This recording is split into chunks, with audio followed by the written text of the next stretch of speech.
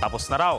Matapos ideklara kahapon ng pamahalaan na tapos na ang gyera sa Zamboanga City, kaagad na nagsagawa ng clearing operations ang mga otoridad sa barangay na pinagnyarihan ng bakbakan. Ito upang matiyak na ligtas na makabalik ang mga kababayan nating naapektuhan ng gulo. Narito ang report ni Dennis Cortez. Nagsasagawa na ng clearing operations ang militar sa Zamboanga City. Ito'y matapos ideklara ng tropa ng pamahalaan na tapos na ang gyera sa pagitan ng militar at ilang miyembro ng Moro National Liberation Front o MNLF. Natapos na po ang mission kasi po na-rescue na po ang hostages at natanggal na po ang threat dito sa Zamboanga City. Ngunit meron pa rin po tayong mission na i-clear mula sa remaining stragglers at remaining MNLF missionary factions. So yun ang ina-address natin ngayon. Samantala, kahit itinuturing na importante ang paghahanap o pagtukoy kay MNLF Commander Javier Malik, nananatiling prioridad pa rin ang kaligtasan ng ilan nating mga kababayan laban sa puwersa ng MNLF.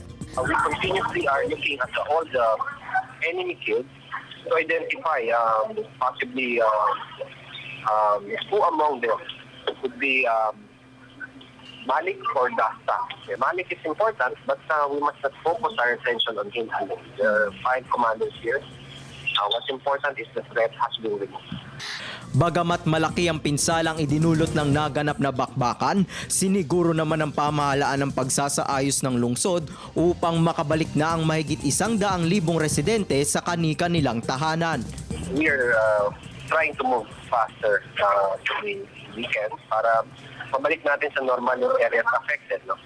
Hinihikayat naman ng Armed Forces of the Philippines ang mga kababayan nating makiisa at tumulong sa gagawing rehabilitasyon sa mga naapektuang residente.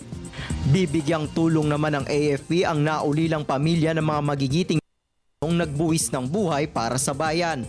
Asahan niyo po ng AFP magkasama po kami. At we will work doubly hard para mabalik natin sa normal.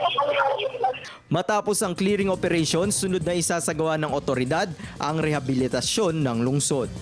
Para sa Telebisyon ng Bayan, Dennis Cortez.